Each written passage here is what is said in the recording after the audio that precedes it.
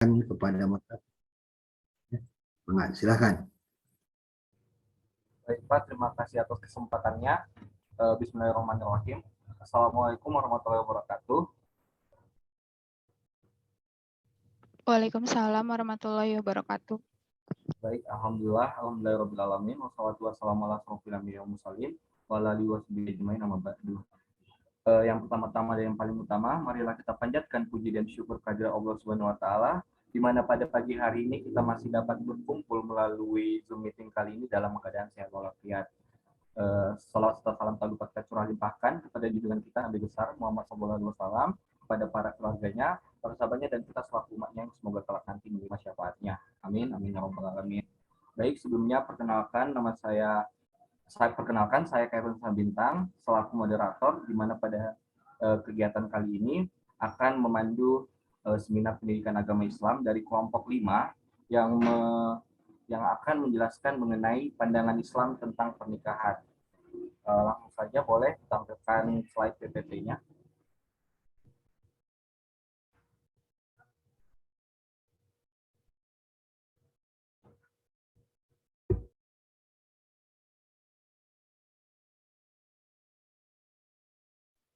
Share screen-nya sudah terlihat?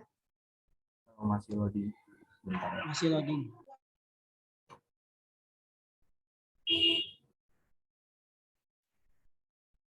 Baik, di sini materi dari seminar pendidikan agama Islam dari kelompok 5, pandangan Islam tentang pernikahan yang beranggotakan Irma Sri Mulyani, Jamal Mustafa, Muhammad Dafa Gifari, dan Pramesti Citrawardani. Sebelum memulai kegiatan seminar, saya mengimbau kepada teman-teman sekalian untuk mengaktifkan kamera agar dapat memerhatikan kegiatan seminar dengan baik dan menonaktifkan mikrofon pada saat kegiatan seminar berlangsung. Pada kelompok 5 saya persilahkan. Ya, cek apakah suaranya terdengar jelas?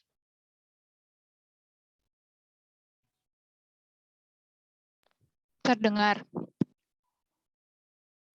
Ya, terima kasih kepada Hairil Insan Bintang selaku moderator pada presentasi pada seminar pagi hari ini.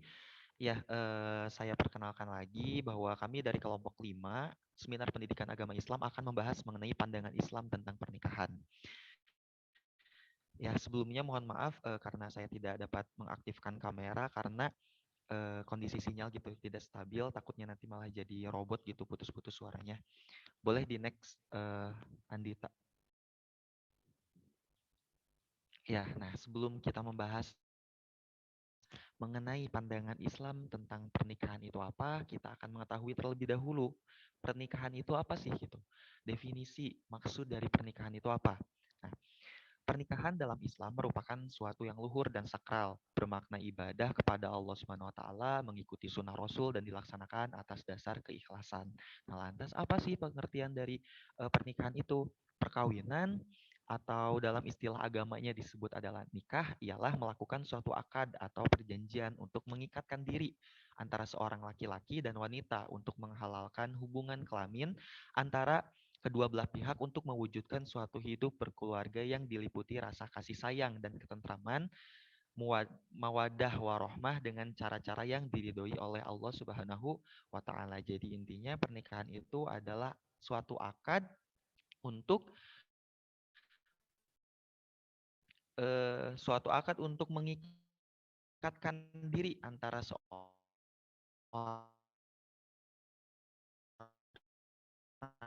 laki-laki dan seorang. Nah, kemudian perkawinan akan berperan setelah masing-masing pasangan siap melakukan peranannya yang positif dalam mewujudkan tujuan dalam pernikahan. Allah tidak membatasi nalurinya gitu, berhubungan antara jantan dan betina secara bebas, tidak ada aturan gitu. Tapi untuk menjaga kehormatan dan martabat manusia, maka di sini Allah memberikan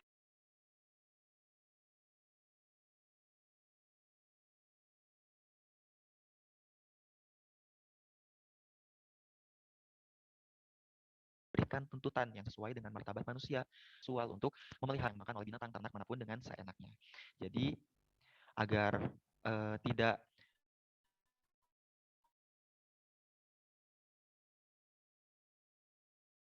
manusia itu tidak memakai nalurinya sebebasnya gitu. Ini suaranya jelas putus. Tadi mah agak putus-putus mah.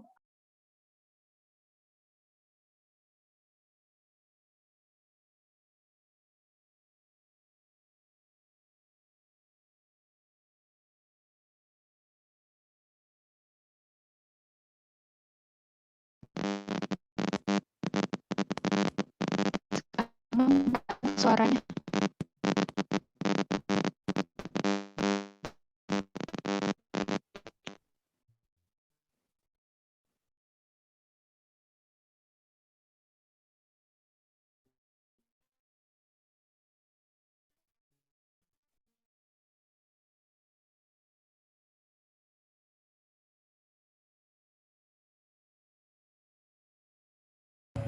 Boleh untuk kelompok 5 dilanjutkan oleh penyaji yang lain. Silahkan.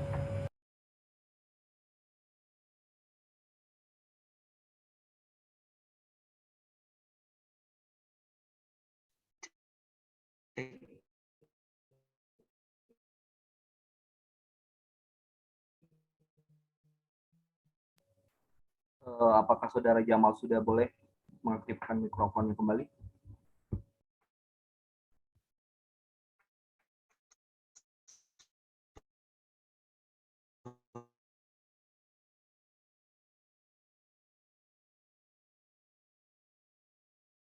Suaranya ada. Mohon maaf kepada teman-teman sekalian, apakah suara Saudara Jamal sudah terdengar? Sudah. Sudah. Baik, silahkan.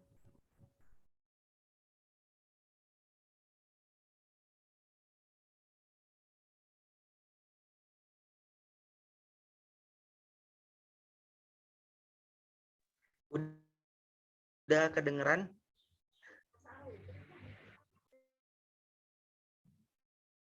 Sudah, Jamal.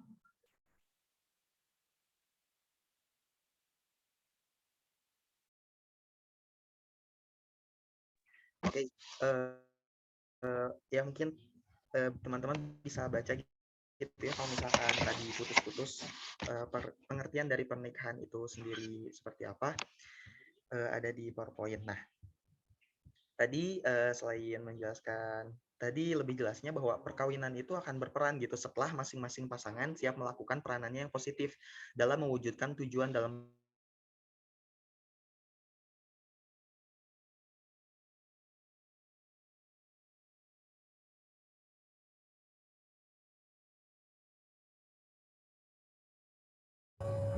Mohon maaf untuk kelompok 5, dikarenakan Saudara Jamalnya dari tadi sudah ada kendala, mungkin boleh dilanjutkan ke penyaji yang lainnya agar kegiatan seminarnya dapat berlangsung dengan baik. pernikahan. Mohon maaf sebelumnya. Allah tidak menjadikan manusia seperti makhluk.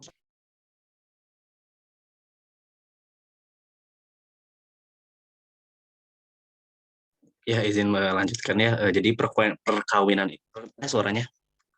Sudah kedengaran. Ya, jadi perkawinan ataupun pernikahan itu dalam istilah agama disebut nikah gitu ya. Nah, ini adalah melakukan suatu akad atau perjanjian untuk mengikatkan diri antara seorang laki-laki dan wanita untuk menghalalkan hubungan kelamin antara kedua belah pihak untuk mewujudkan suatu hidup berkeluarga yang diliputi rasa kasih sayang dan ketentraman ataupun mawaddah warohmah gitu dengan cara-cara yang diridhoi oleh Allah Subhanahu wa taala tentunya. Boleh di next.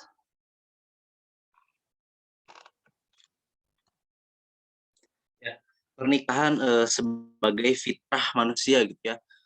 Dinyatakan dalam Al-Quran bahwa Allah Azza wa Jalla itu menciptakan makhluk berpasang-pasangan gitu. Nah, berpasangan merupakan fitrah seluruh makhluk di muka bumi ini untuk memastikan lestarinya keturunan guna memerankan diri sebagai pengelola bumi ataupun khalifah ataupun pemimpin di muka bumi ini. Nah, pernikahan ini adalah fitrah manusia gitu, fitrah dari seorang manusia. Maka dari itu Islam juga menganjurkan untuk menikah karena nikah merupakan goriza ataupun naluri dari manusia gitu ya, goriza insaniyah, naluri kemanusiaan. Nah, apabila goriza ataupun naluri ini sendiri tidak dapat dipenuhi dengan jalan yang sah, yaitu pernikahan, maka akan mencari jalan-jalan syaitan yang menjerumuskan manusia ke lembah yang gelap gitu, lembah hitam. Lalu Allah Azza wa Jalla juga berfirman pada Quran surat Ar-Rum ayat 30, maka hadapkanlah wajahmu dengan lurus kepada agama Islam sesuai fitrah Allah, disebabkan Dia telah menciptakan manusia menurut fitrah itu. Tidak ada perubahan pada ciptaan Allah, itulah agama yang lurus, tetapi kebanyakan manusia tidak mengetahuinya. Nah, syariat juga menjelaskan gitu ya bahwa maksud berpasangan ialah antara laki-laki dan perempuan gitu ya, bukan laki-laki dengan laki-laki ataupun sebaliknya gitu. Makanya dulu kan Adam dan Hawa, bukan Adam dan Bambang gitu ya. Nah, bahkan dorongan berpasangan ini lahir tuh sejak kecil. Hal ini karena menambahkan pasangan merupakan fitrah manusia sebelum dewasa gitu. Dan dorongan yang sulit dibendung ketika sudah dewasa. Nah, karena itu agama mensyariatkannya dijalinnya pertemuan antara laki-laki dan perempuan dalam ikatan suci yang dinamakan pernikahan. Nah, hal ini juga untuk menghindari dorongan ke arah hubungan yang terlarang gitu. Dorongan tersebut diarahkan dalam sebuah pertemuan hingga terlaksananya perkawinan. Lalu beralihlah kerisauan laki-laki dan perempuan menjadi ketenteraman ataupun sakinah gitu ya. Dan dalam surah istilah Al-Qur'an gitu ya, surat Ar-Rum ayat 21 itu, dan di antara tanda-tanda kebesarannya ialah Dia menciptakan pasangan-pasangan untukmu dari jenismu sendiri manusia, agar kamu cenderung dan merasa tentram kepadanya, dan Dia menjadikan di antaramu rasa kasih dan sayang. Sungguh pada yang demikian itu benar-benar terdapat tanda-tanda kebesaran Allah bagi kaum yang berpikir. Gitu. Nah, pernikahan juga ini yang terjadi pada manusia, khususnya bagi seorang muslim, tidak hanya sebagai budaya yang peraturannya mengikuti perkembangan budaya gitu ya, ataupun peraturannya yang mengikuti perkembangan budaya ataupun adat istiadat gitu yang berkembang di daerah tersebut. Tapi pernikahan juga dipandang sebagai ibadah gitu ya. Pernikahan adalah salah satu ibadah yang kesuciannya perlu dijaga oleh kedua belah pihak, baik suami maupun istri, gitu ya. Pernikahan juga bertujuan untuk membentuk keluarga yang bahagia, sejahtera dan kekal selamanya gitu. Al-Quran antara lain menekankan perlunya kesiapan fisik, mental dan ekonomi bagi yang ingin menikah gitu. Walaupun para wali diminta untuk tidak menjadikan kelemahan di bidang ekonomi sebagai alasan untuk menolak peminang ataupun pinangan gitu ya. Nah, itu juga ada firman Allah ya di Quran surat An-Nur ayat 31, kalau mereka calon-calon mengaku miskin, maka Allah akan menjadikan mereka kaya ataupun berkecukupan berkat anugerahnya. Gitu. Mungkin slide selanjutnya akan disampaikan oleh rekan saya. Baik, di sini saya akan melanjutkan pembahasannya. Sebelumnya mohon maaf karena tidak mengaktifkan kameranya karena jaringan di sini juga kurang stabil ya. Sebelumnya suaranya terdengar jelas tidak? Terdengar dengan jelas, Irma. Oke, pembahasan yang selanjutnya itu di sini ada tujuan dari pernikahan itu sendiri. Nah, tujuan dari pernikahan itu sendiri yang pertama adalah melaksanakan anjuran dari Nabi Shallallahu Alaihi Wasallam. Nah, di sini juga ya tujuan pernikahan yang pertama itu sebagaimana mestinya disampaikan oleh sabda Nabi Muhammad SAW, yaitu wahai sekalian para pemuda, siapa di antara kalian yang telah mampu untuk menikah maka hendaknya ia menikah. Nah, kemudian tujuan pernikahan yang kedua adalah memperbanyak keturunan umat. Nah, di sini juga sejalan dengan sabda dari Nabi Muhammad SAW, yaitu menikahlah kalian dengan wanita yang penyayang lagi subur, karena pada hari kiamat nanti aku membanggakan banyaknya jumlah kalian di hadapan umat-umat yang lain. Nah, kemudian tujuan pernikahan yang ketiga adalah menjaga kemaluannya dan kemaluan istrinya, menundukkan pandangannya dan pandangan istrinya dari yang haram. Nah, di sini Allah gitu memerintahkan kita umat Islam dalam Quran surat An-Nur ayat 30 sampai dengan 31 yang artinya, katakanlah ya Muhammad kepada laki-laki yang beriman, hendaklah mereka menahan sebagian pandangan mata mereka dan memelihara kemaluan mereka. Yang demikian itu lebih suci bagi mereka. Sesungguhnya Allah Maha mengetahui apa yang mereka berbuat. Dan katakanlah kepada wanita-wanita yang beriman, hendaklah mereka menahan sebagian pandangan mata mereka dan memelihara kemaluan mereka. Boleh dilanjut?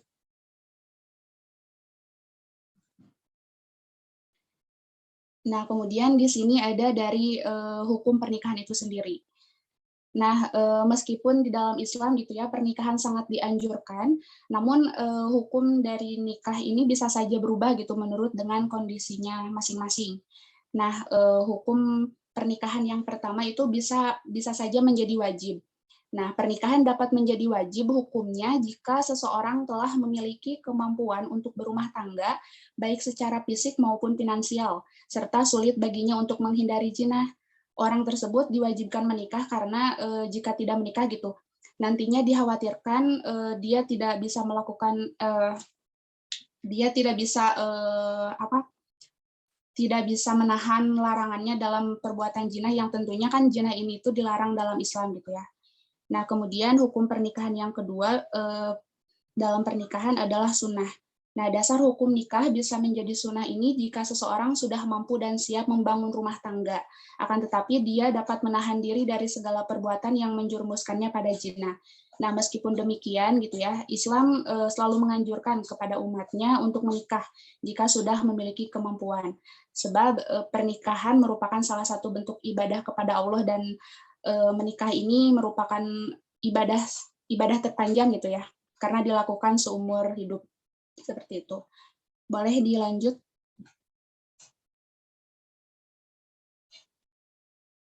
Nah, kemudian hukum dari pernikahan yang ketiga adalah mubah. Hukum nikah juga bisa menjadi mubah atau boleh dilakukan. Dikatakan mubah jika ia menikah hanya untuk memenuhi syahwatnya saja dan bukan bertujuan untuk membina rumah tangga sesuai syariat Islam. Tapi dia juga tidak dikhawatirkan akan menelantarkan istrinya. Seperti itu. Kemudian yang keempat, hukum nikah adalah makruh. Nah, hal ini seseorang memang tidak menginginkan untuk menikah karena faktor penyakit ataupun wataknya. Nah, dia juga tidak memiliki kemampuan untuk menafkahi istri dan keluarganya, sehingga jika dipaksakan menikah, dikhawatirkan orang tersebut tidak bisa memenuhi hak dan kewajibannya dalam rumah tangga. Oleh karena itu, hukum pernikahan bisa saja menjadi makruh seperti itu. Kemudian hukum pernikahan yang terakhir adalah haram. Nah, hukum pernikahan bisa menjadi haram jika seseorang itu tidak bisa memiliki kemampuan atau tanggung jawab untuk membangun rumah tangga. Nah, misalnya tidak memiliki penghasilan, sehingga besar kemungkinannya dia tidak bisa menafkahi keluarganya kelak. Selain itu, hukum nikah juga bisa menjadi haram jika pernikahan itu dilakukan dengan maksud untuk menganiaya misalnya, kemudian untuk menyakiti istrinya nanti kelak, atau menelantarkan pasangannya. Mungkin hanya itu yang dapat saya jelaskan, selanjutnya akan dilanjutkan oleh rekan saya.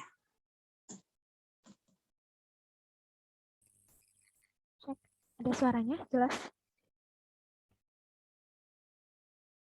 Selanjutnya itu mengenai... Ada chat.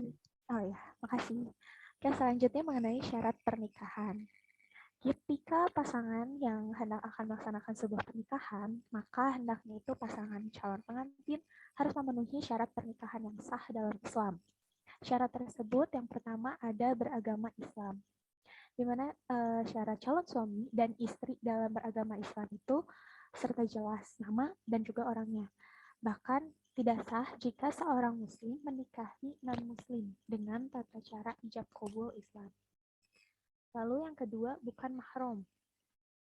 Bukan mahram menandakan bahwa tidak terdapat penghalang agar perkawinan bisa dilaksanakan.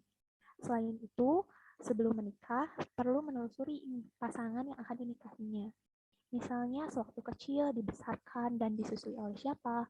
Sebab jika ketahuan masih saudara sepersusuan, maka tergolong dalam jalur mahram seperti nasab yang haram untuk dinikahi. Lalu yang ketiga ada wali nikah bagi perempuan. Sebuah pernikahan itu wajib dihadiri oleh wali nikah. Nah, wali nikah ini tuh harus laki-laki, tidak boleh perempuan gitu. Merujuk pada hadis, yaitu dari Abu Hurairah. Dia berkata, bersabda Rasulullah SAW, perempuan tidak boleh menikahkan atau menjadi wali terhadap perempuan, dan tidak boleh juga menikahkan dirinya. Nah, wali nikah ini tuh mempelai perempuan yang utama adalah ayah kandung. Namun, jika ayah dari mempelai perempuannya itu sudah meninggal, bisa diwakilkan oleh laki-laki dari jalur ayahnya. Misalnya kakek, buyut, saudara laki-laki. Lalu jika wali nasab dari keluarga tidak ada, ya alternatifnya adalah wali hakim yang syarat dan ketentuannya pun telah diatur. Lalu yang keempat ada dihadiri oleh saksi.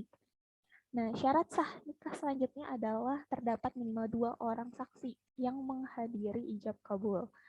Satu bisa dari pihak mempelai wanita dan satu lagi itu dari mempelai pria.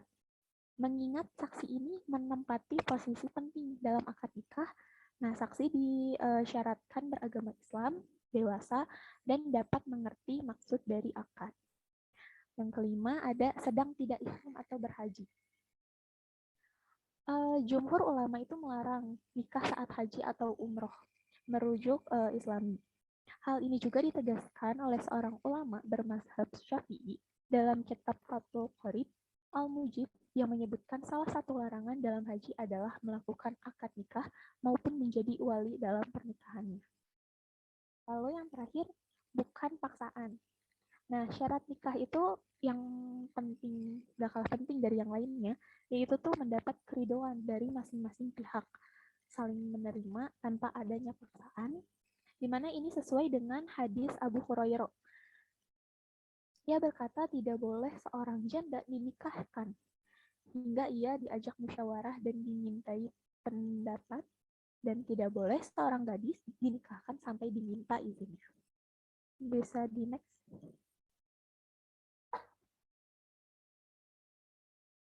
Selanjutnya ada rukun pernikahan. Yang pertama, ini ada calon suami dan calon istri. Untuk calon suami ini syaratnya yang pertama bukan mahram si wanita, di mana calon suami bukan termasuk yang haram dinikahi karena adanya hubungan nasab atau sepersusuan. Yang kedua, orang yang dikehendakinya ini yakni adanya keridhaan dari masing-masing pihak. Yang ketiga, ada beridentitas jelas. Jadi harus ada kepastian siapa identitas mempelai laki-laki dengan menyebutkan nama atau sifat yang khususnya. Lalu untuk syarat calon istri, yang pertama itu bukan mahram, dan yang kedua itu terbebas dari halangan nikah. Misalnya masih ada masa idah atau berstatus sebagai istri orang lain. Lalu rukun yang kedua ada wali. Berdasarkan sabda Rasulullah SAW, wanita mana saja yang menikah tanpa izin walinya, maka nikahnya itu batal. Batal. Hadis riwayat Abu Daud. Wali di sini itu bapak kandung mempelai wanita, penerima wasiat, atau kerabat terdekat, dan seterusnya sesuai dengan urutannya. Lalu ada juga syarat wali. Yang pertama, orang yang dikehendakinya itu bukan orang yang dibenci. Kedua, laki-laki, bukan perempuan. Yang ketiga, mahram dari wanita. Keempat itu balik, bukan anak-anak. Kelima, berakal. Keenam, adil. Ketujuh, tidak terhalang wali lain. Kedelapan, tidak buta. Kesembilan, tidak berbeda agama. Dan yang terakhir itu merdeka, bukan budak. Lalu rukun selanjutnya ada 2 orang saksi. Nah, sesuai firman Allah Azza wa Jalla, dan persaksikanlah dengan 2 orang saksi yang adil di antara kalian. Quran Surat At-Talaq ayat kedua. Lalu syarat sebagai saksi ini tadi berjumlah 2, bukan budak, bukan wanita, dan juga bukan orang fasik. Lalu tidak boleh merangkap sebagai saksi walaupun memenuhi kualifikasi sebagai saksi. Dan yang terakhir itu sunnah dalam keadaan rela dan tidak terpaksa. Lalu ada ijab kabul atau akad nikah. Nah, akad nikah ini tuh perjanjian yang berlangsung antara 2 pihak yang melangsungkan pernikahan dalam bentuk ijab dan kabul. Ijab ini adalah penyerahan dari pihak pertama atau wali, sedangkan kabul adalah penerimaan dari pihak kedua atau mempelai pria. Ijab dari pihak wali wanita ini dengan contoh ucapan, misalnya saya nikahkan anak saya yang bernama bulan kepadamu dengan mahar sebongkah berlian.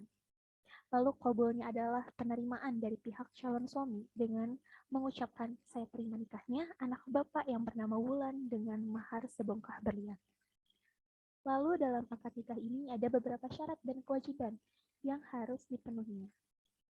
Yang pertama, adanya suka sama suka dari kedua mempelai, lalu adanya ijab qabul, adanya mahar, adanya wali, dan juga adanya saksi. Yang terakhir adalah mahar atau mas kawin. Mahar ini merupakan tanda kesungguhan seorang laki-laki untuk menikahkan seorang wanita, di mana mahar juga merupakan pemberian seorang laki-laki kepada perempuan yang dinikahinya, yang selanjutnya akan menjadi hak milik istri sepenuhnya. Yang dari saya, dilanjutkan oleh teman saya. Terima kasih. Ya, suaranya jelas ya. Sudah jelas. Sebelumnya mohon maaf itu tadi sedikit terganggu gitu ya karena masalah sinyal juga di sini, dan terima kasih juga tadi untuk Dava gitu yang sudah membantu menjelaskan. Nah, sekarang ada mengenai pernikahan.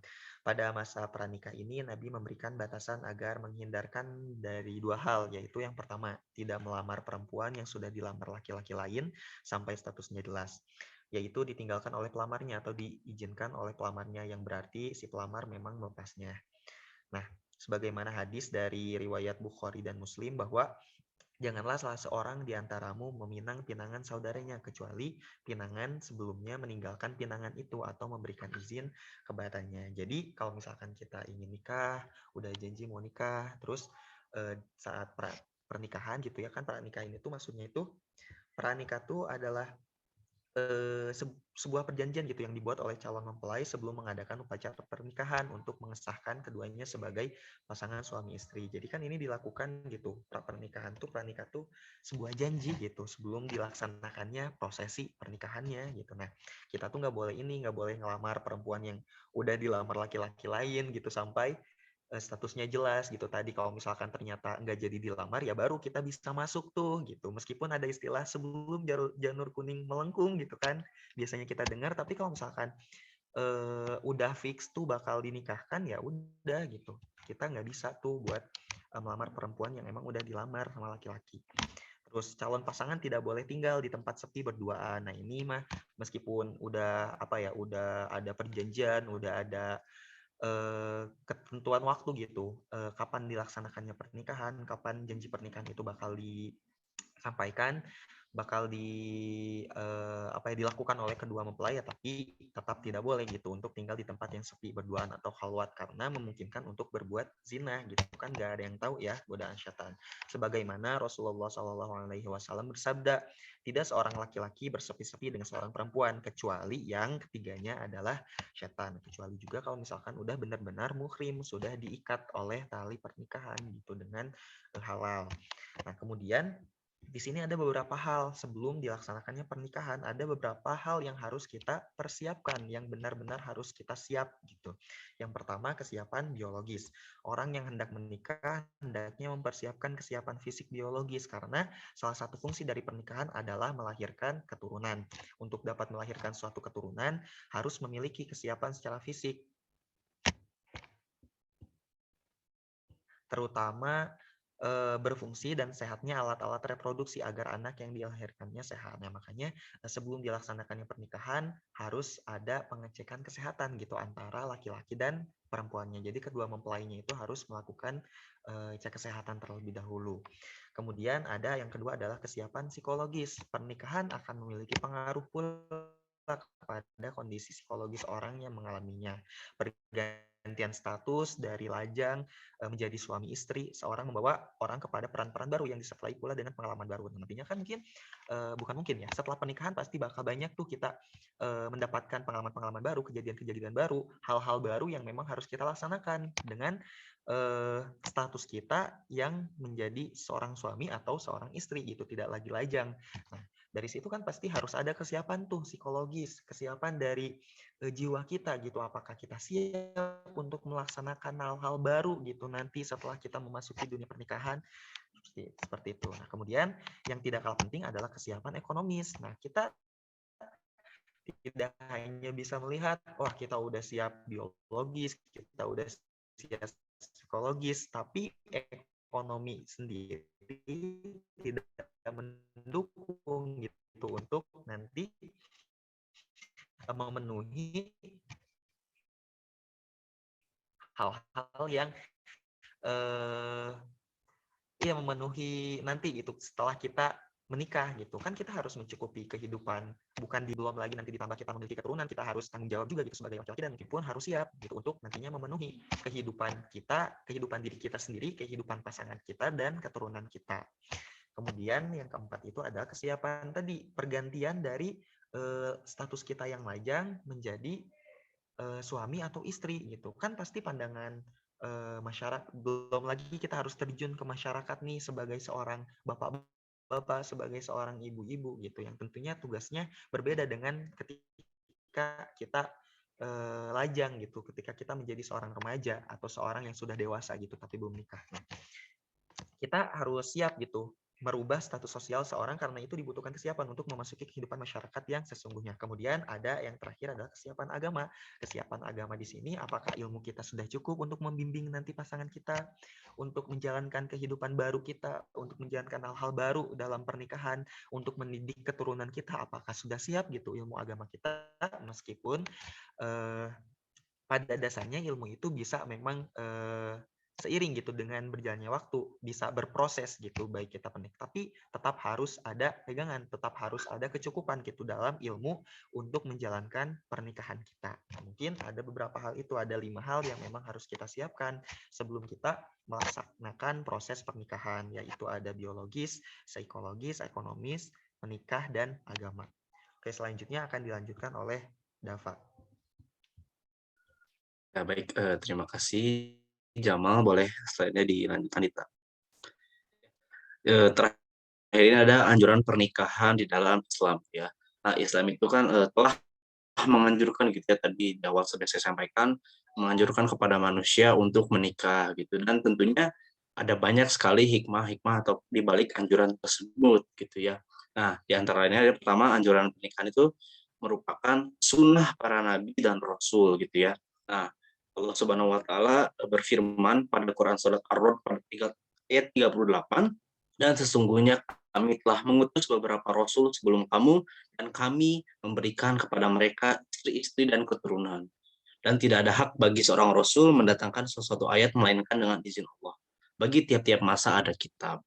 Nah, jadi Islam itu sudah menganjurkan pernikahan gitu ya, karena dari dulu juga sudah menjadi sunnah Nabi dan Rasul. Nah, selain itu ada hadis dari Abi Ayyub radhiyallahu anha bahwa Rasulullah SAW bersabda, 4 hal yang merupakan sunnah para Rasul. Yang pertama ada hina atau memiliki rasa malu, 2 berparfum memakai wewangian, 3 bersiwak, dan yang keempat ada menikah gitu. Ini hadis riwayat At-Tirmizi 1080 gitu.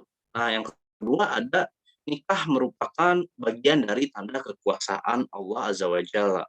Nah, Allah berfirman pada Quran surat Ar-Rum ayat 21, dan di antara tanda-tanda kekuasaannya ialah Dia menciptakan untukmu istri-istri dari jenismu sendiri, supaya kamu cenderung dan merasa tentram kepadanya, dan dijadikannya di antaramu rasa kasih dan sayang. Sesungguhnya pada yang demikian itu benar-benar terdapat tanda-tanda bagi kaum yang berpikir. Gitu. Lalu yang ketiga ada salah satu jalan untuk menjadi kaya. Allah juga berfirman pada Quran surat An-Nur ayat 32 gitu ya. Dan kawinkanlah orang-orang yang sendirian di antara kamu dan orang-orang yang layak dari hamba-hamba sahayamu yang lelaki dan hamba-hamba sahayamu yang perempuan. Jika mereka miskin, Allah akan mampukan mereka dengan kurnia-Nya. Dan Allah maha luas lagi maha mengetahui. Jadi pernikahan ini menjadi salah satu jalan menjadi kaya gitu ya, karena banyak sekali keberkahan yang didapatkan di dalam pernikahan gitu ya teman-teman. Nah, Allah juga sudah menjaminnya gitu melalui Quran surat An-Nur ayat 32 tadi gitu. Nah, satu lagi sudah saya jelaskan tadi di awal, ada juga Quran surat An-Nur ayat 31 gitu ya. Jangan takut jika kalian belum stabil ataupun belum berkecukupan gitu ya, karena Allah pun sudah menjamin gitu ya. kalau mereka calon-calon menantu miskin, maka Allah akan menjadikan mereka kaya ataupun berkecukupan berkat anugerahnya gitu ya. Nah, tapi walaupun Allah sudah menjamin gitu ya, teman-teman, tapi kita sebagai manusia tetap perlu berusaha, perlu berikhtiar untuk mempersiapkan hal tersebut gitu, teman-teman. Karena tidak ujug-ujug gitu ya. Nah, selanjutnya yang keempat ada nikah merupakan ibadah dari setengah agama gitu ya. Nah, pasti teman-teman sering mendengar gitu ya, kalau orang-orang pengen nikah itu menyebutkan, aku pengen menyempurnakan agamaku gitu kan. Nah, itu adalah salah satu apa ya, wujudnya gitu ya dari mau menyempurnakan agama. Jadi setengah dari agama itu disempurnakan dengan pernikahan gitu. Nah, ada hadis riwayat Tobarani dan Al-Hakim ya dari Anas radhiyallahu anha bahwa Rasulullah Shallallahu alaihi wasallam bersabda, orang yang diberi rezeki oleh Allah Subhanahu wa taala seorang istri solihah berarti telah dibantu oleh Allah Subhanahu wa taala pada separuh agamanya, maka dia tinggal menyempurnakan separuh sisanya gitu. Lalu yang kelima, tidak ada konsep pembujangan di dalam Islam gitu ya, teman-teman. Nah, Islam juga berpendirian tidak ada pelepasan kendali geriza ataupun naluri seksual untuk dilepaskan tanpa batas dan tanpa ikatan gitu ya, maksudnya di luar pernikahan gitu, teman-teman. Nah, untuk itulah maka diharamkannya zina gitu ya, dan seluruh yang membawa manusia itu ke dalam perbuatan zina gitu. Nah, tetapi di balik itu Islam juga menentang setiap perasaan yang bertentangan dengan goriza ini gitu. Nah, untuk itu maka dianjurkanlah untuk menikah gitu dan melarang hidup membujang gitu ya, teman-teman. Nah, seorang muslim tidak halal gitu ya menentang perkawinan dengan anggapan bahwa hidup membujang itu lebih berbakti kepada Allah. Ini salah gitu ya, teman-teman. Padahal dia mampu untuk menikah atau dengan alasan supaya dapat, atau dia tuh nggak mau nikah dengan alasan pengen 100% mencurahkan hidupnya dengan beribadah dan menuntaskan dengan memutuskan hubungan dengan duniawinya, itu salah gitu ya, teman-teman. Nah, dulu ada Abu Kilabah gitu ya, salah satu sahabat Nabi mengatakan gitu ya, beberapa orang sahabat Nabi bermaksud akan menjauhkan diri dari duniawi dan meninggalkan perempuan.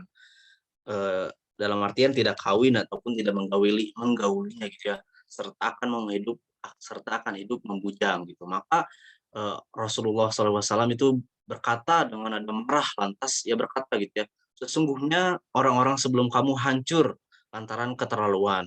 Mereka memperketat terhadap diri mereka. Nah, oleh karena itu Allah memperketat juga gitu. Mereka itu akan tinggal di gereja dan kuil-kuil gitu. Sembahlah Allah dan jangan kamu menyekutukan Dia. Berhajilah, berumrohlah dan berlaku luruslah. Gitu. Maka Allah pun akan meluruskan kepadamu. Nah, lalu ada juga ayat lain gitu ya dari Allah Subhanahu wa taala di Quran surat Al-Maidah ayat 87. Hai orang-orang yang beriman, jangan kamu mengharamkan yang baik-baik dari apa yang dihalalkan oleh Allah untuk kamu dan jangan kamu melewati batas itu, karena sesungguhnya Allah tidak suka kepada orang-orang yang melewati batas. Lalu yang terakhir ada menikah itu menjadi ciri khas dari makhluk hidup ya, ciri khas dari makhluk hidup. Nah, selain itu secara filosofis gitu ya, menikah atau berpasangan ini tuh ciri ataupun khas dari makhluk hidup gitu, teman-teman. Nah, Allah Azza wa Jalla juga telah menegaskan gitu ya bahwa makhluk-makhluk ciptaannya ini diciptakan dalam bentuk berpasangan gitu satu sama lain gitu, teman-teman. Nah, Allah Subhanahu wa taala juga berfirman pada surat Az-Zariyat ayat 49, dan segala sesuatu kami ciptakan berpasangan-pasangan supaya kamu mengingat kebesaran Allah. Gitu. Jadi, teman-teman, manusia ini sudah diciptakan gitu ya, berpasangan-pasangan lelaki dengan perempuan, teman-teman. Nah, mungkin cukup sekian dari kelompok kami. Mohon maaf ada kesalahan, kami kembalikan ke Bapak Moderator Hairul Ihsan. Terima kasih. Baiklah teman-teman kita semua, kita telah mendengarkan pemaparan materi seminar pendidikan agama Islam dari kelompok penyaji yang sangat luar biasa mengenai pandangan Islam tentang pernikahan. Selanjutnya adalah sesi tanya jawab dan diskusi dengan peraturan yang akan saya bacakan. Yang pertama itu sesi tanya jawab dibuka dalam 2 sesi. Setiap sesi terdiri dari 3 pertanyaan. Dan yang kedua itu setiap perwakilan kelompok diharapkan untuk memberikan pertanyaan. Yang ketiga, selain kelompok penyaji dan kelompok yang menjadi moderator, Yang ketiga itu penanya menyampaikan NIM dan nama pada saat bertanya. Dan yang keempat, pertanyaan yang telah disampaikan mohon untuk dikirim ulang melalui chat. Untuk sesi tanya jawab pertama, saya persilahkan kepada 3 penanya untuk membaca pertanyaannya dan kepada penulis untuk share screen. Baik. Penanya pertama dipersilahkan oleh saudari Dia Lutfi Basesya. Dipersilahkan. Ya, Assalamualaikum warahmatullahi wabarakatuh. Izin mewakili kelompok 7 ya untuk bertanya. Pertanyaannya, kan syaratnya itu, syarat calon suami dan istri itu adalah beragama Islam ya, serta jelas nama dan orangnya. Bahkan tidak sah gitu jika seorang muslim menikahi non-muslim dengan tata cara ijab kabul Islam. Nah, lalu bagaimana prosedur pernikahan seperti itu agar dapat dianggap sah dari sudut pandang fikih jika tidak dapat menggunakan ijab kabul Islam? Atau apakah artinya pernikahan seorang muslim dengan non-muslim sama sekali tidak diperbolehkan? Mungkin seperti itu. Nanti dikirim juga pertanyaannya lewat chat. Terima kasih. Baik, terima kasih kembali saudari Dia Lutfi Basesya. Pada penanya kedua, saya persilahkan saudari Karisma Yusuf Indonesia. Iya, perkenalkan nama saya Karisma Yusuf Indonesia dengan NIM 1904438, perwakilan dari kelompok 8. Izin bertanya, tadi kan disebutkan bahwa salah satu tujuan pernikahan itu adalah menghasilkan keturunan. Nah, bagaimana pandangan teman-teman kelompok 5 terkait fenomena child free atau keputusan seorang suami istri untuk tidak memiliki keturunan yang saat ini sedang marak dibicarakan apabila dikaitkan dengan hukum-hukum Islam. Terima kasih. Baik, terima kasih kembali kepada saudari Karisma. Untuk sesi terakhir, untuk sesi pertama pertanyaan terakhir, saya persilahkan kepada saudari Salma Tiara. Izin bertanya ya. Assalamualaikum warahmatullahi wabarakatuh. Izinkan saya mewakili kelompok 2. Tadi juga udah dijelasin ya gitu, syarat pernikahan itu salah satunya beragama Islam gitu ya, sama seperti kata Mbak Dia tadi juga. Saya ingin bertanya, misalnya ada seorang wanita muslim yang ingin menikahi seseorang yang non-muslim, tapi di satu sisi wanita itu ingin mempunyai imam yang baik gitu untuk dirinya. Bagaimana cara wanita tersebut mengajak prianya untuk memeluk agama Islam? Dan apakah seseorang dari non-muslim tersebut bisa menjadi seorang imam yang baik? Gitu. Terima kasih.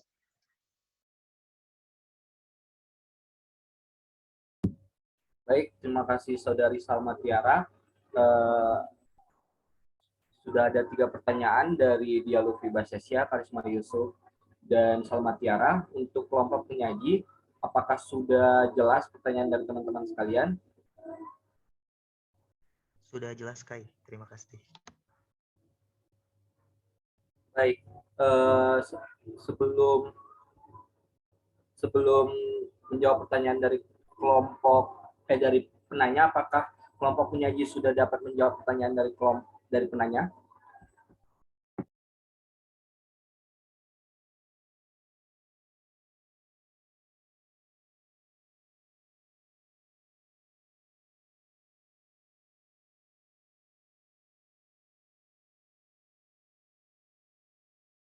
Oke, Kai, izin menjawab ya. Boleh langsung jawab ya, Kai? Boleh langsung dipersilakan saja kepada kelompok penyaji untuk menjawab. Oke. Ya, izin menjawab pertanyaan dari Risma ya terkait child free gitu. Nah, tadi disebutkan bahwa salah satu tujuan pernikahan itu adalah menghasilkan keturunan. Nah, bagaimana pandangan teman-teman kelompok 5 terkait fenomena child free ataupun keputusan sepasang suami istri untuk tidak memiliki keturunan yang saat ini marak dibincangkan apabila dikaitkan dengan hukum-hukum Islam, ya.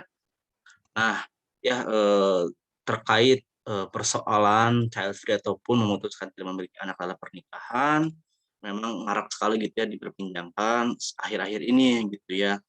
Nah, mereka berdalih dengan mereka mempunyai hak gitu ya. Nah, dan apabila kita masuk gitu ya, manusia sebagai pemilik hak gitu ya, hak asasi ataupun hak memilih gitu ya, memang benar gitu. Setiap orang berhak untuk memutuskan mereka bahwa tidak punya anak itu, baik untuk sementara maupun selamanya dengan alasan apapun, ya berhak gitu ya.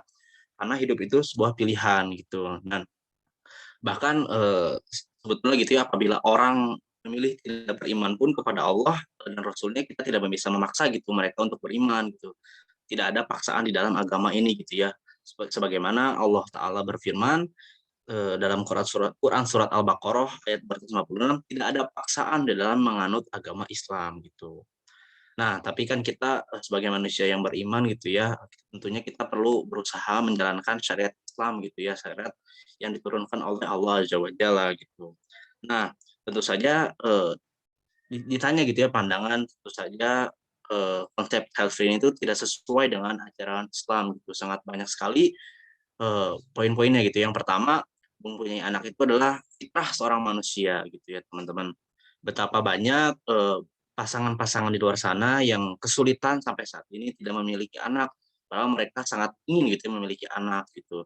Nah, mereka bahkan rela gitu ya mengorbankan apa saja untuk berobat agar mereka bisa punya anak gitu. Nah, gitu.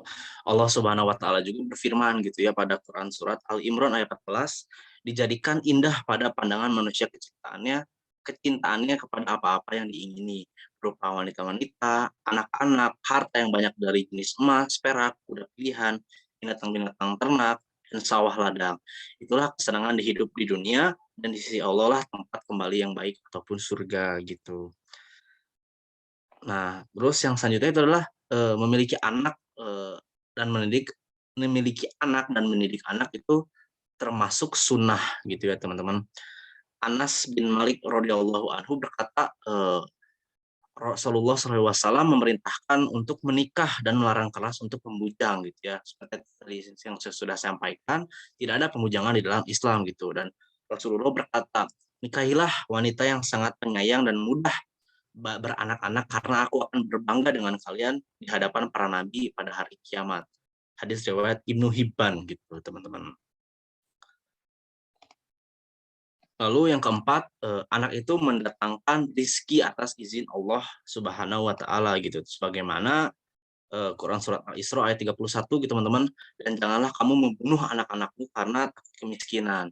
Kamilah yang akan memberikan rizki kepada mereka dan juga kepadamu. Nah, ini bertentangan dengan argumen-argumen orang-orang banyak karena mereka perlu kesiapan ekonomis dan lain-lain gitu. Nah, itu sudah dijamin itu dengan Allah bahwa anak itu mendatangkan rizki gitu. Tinggal bagaimana kitanya itu berusaha berikhtiar untuk siapan ekonomis itu, teman-teman. Nah, mungkin saya pun tidak bisa tidak bisa menganggap kamu salah child free gitu. Itu hak kalian. Kenapa? Karena ya mungkin mereka punya latar belakang tersendiri ataupun mereka punya pertimbangan sendiri. Mungkin mereka tidak mau anaknya seperti rasakan apa yang dia rasakan saat ini ataupun yang lain gitu, teman-teman. Nah, itu mungkin menjadi salah satu pertimbangan mereka yang memutuskan untuk child free gitu, teman-teman. Tapi tentu saja child free ini sangat bertentangan dengan ajaran Islam karena fitrahnya manusia adalah pernikahan dan berkembang biak gitu, teman-teman, ataupun memiliki keturunan. Mungkin segitu jawaban dari saya. Mungkin ada teman-teman lain ingin menjawab. Silakan. Ya, izin menambahkan Pak Mod.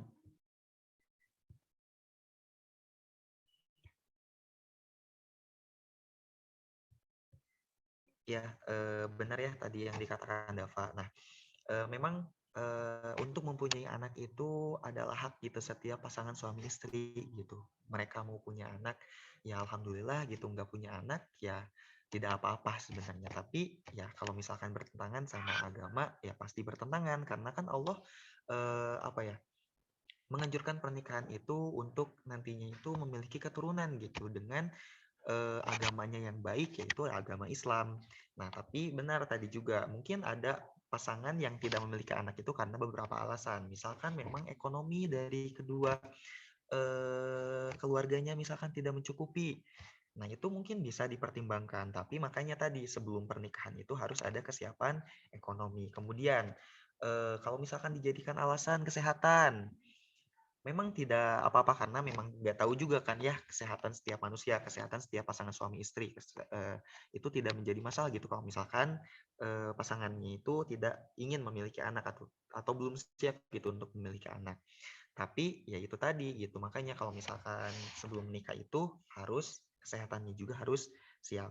Kemudian juga tadi setelah disampaikan bahwa Rasulullah SAW itu bersabda, nikahilah wanita yang penyayang dan yang subur, memiliki banyak anak, karena aku bangga dengan banyaknya umatku pada hari kiamat kelak. Jadi menurut hadis tadi Rasulullah ini menyampaikan bahwa Rasulullah itu menganjurkan untuk menikahi perempuan yang memiliki banyak kasih sayang dan perempuan yang mampu melahirkan banyak keturunan.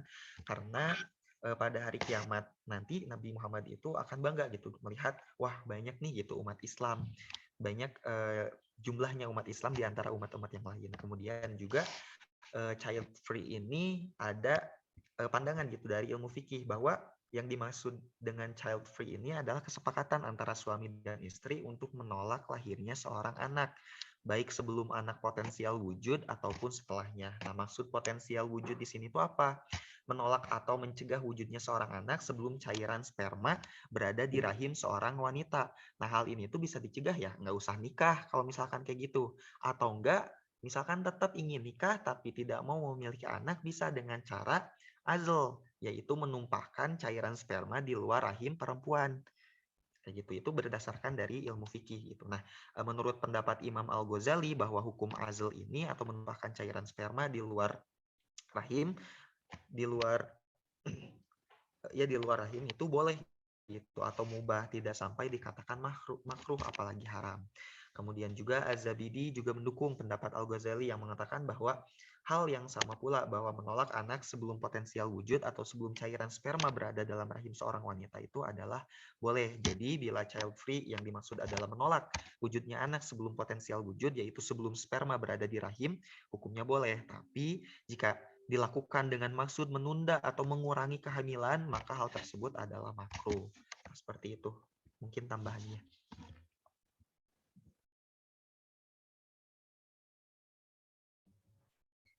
Baik, dari kelompok penyaji masih ada tambahan atau kelompok dari penyaji yang lainnya ingin menambahkan? Apabila tidak ada, langsung saya serahkan kepada Karisma. Untuk Karisma, apakah jawaban dari kelompok penyaji dari Muhammad Dafad dan Jamal Mustafa sudah jelas? Apabila masih ada sanggahan atau tanggapan, boleh disampaikan. Ya, sudah sangat jelas. Terima kasih jawabannya Dava dan Jamal. Baik, Saudari Karisma, kepada kelompok penyaji, apabila ingin bertanya, boleh untuk melanjutkan pertanyaan dari Saudari Dia dan Salma. Apabila masih membutuhkan waktu, boleh saya bacakan kembali pertanyaan dari Saudari Dia dan Salma. Hai, saya mau jawab pertanyaan dari Salma. Ya, boleh. Boleh dipersilahkan kepada Saudari Kristi. Pertanyaan dari Salma itu, bagaimana kalau misalnya ada seorang wanita muslim yang ingin menikah seseorang yang non-muslim, tapi di satu sisi wanita itu tuh ingin mempunyai imam yang baik untuk dirinya. Lalu bagaimana cara wanita tersebut mengajak pria non-muslim untuk memeluk agama Islam? Dan apakah seorang dari non-muslim ini bisa menjadi seorang imam yang baik? Ya. Jadi jawaban itu sudah kita ketahui gitu ya, bahwa tidak boleh bagi wanita muslim itu menikahi dengan orang kafir, baik Yahudi, Nasrani, atau agama lainnya. Berdasarkan firman Quran surat Al-Baqarah ayat 221. Dan janganlah kamu menikahi wanita-wanita musyrik sebelum mereka beriman. Sesungguhnya wanita budak yang mukmin lebih baik dari wanita musyrik, walaupun dia menarik hatimu. Dan janganlah kamu menikahkan orang-orang musyrik atau dengan wanita-wanita mukmin sebelum mereka beriman. Sesungguhnya budak yang mukmin lebih baik dari orang musyrik, walaupun dia menarik hatinya. Mereka mengajak ke neraka, sedangkan Allah mengajak ke surga dan ampunan dengan izinnya. Dan Allah ini menerangkan ayat-ayatnya kepada manusia supaya mereka mengambil pelajaran. Lalu wanita muslim itu kalau misalnya menikah gitu dengan laki-laki yang non muslim sementara dia tahu hukumnya, maka dia itu termasuk yang berzina dan hukumnya itu adalah hukum pezina. Tapi kalau misalnya wanitanya itu nggak tahu, kalau misalnya laki-laki yang dinikahkannya itu non muslim atau dia tidak mengetahui hukum-hukumnya, maka termasuk uzur. Itu harus dipisahkan keduanya. Tak perlu diceraikan karena pernikahannya itu batil. Nah, lalu dari situ, maka bagi wanita muslim yang telah Allah muliakan dengan Islam serta kepada walinya, hendaknya berhati-hati dari hal itu. Berhenti di atas aturan Allah dan bangga dengan Islam. Di mana Allah berfirman, siapa yang menghendaki kemuliaan, maka Allah adalah pemilik kemuliaan seluruhnya. Lalu kalau laki-lakinya itu ingin dan sukarela gitu untuk memeluk Islam, ya maka tidak apa-apa untuk seorang wanita itu menikahinya. Tapi jika walinya pun setuju gitu, bagaimana kami menasihatkan kepada wanita muslim apa yang diperintahkan oleh Nabi SAW agar dirinya itu memiliki atau memilih laki-laki beragama dan juga berakhlak. Lalu untuk laki-laki yang menjadi imam tapi dia itu non muslim, di sini ada hadis riwayat Muslim gitu ya dari Abu Mas'ud Al-Ansyari di mana ia berkata bahwa Rasulullah SAW bersabda, yang menjadi imam dari suatu kaum itu ia yang paling mahir membaca Al-Qur'an. Jika kemahiran beberapa orang umumnya berdekatan, maka imamnya itu ia yang paling mengerti sunnah. Jika kemampuan mereka berdekatan, maka imamnya adalah ia yang lebih dahulu hijrah dan lebih dahulu memeluk Islam. Lalu seseorang tidak mengimami orang lain dalam kekuasaannya. Ia juga tidak menduduki sebuah tempat tertentu yang terhormat di mata tuan rumah tanpa seizinnya. Jadi,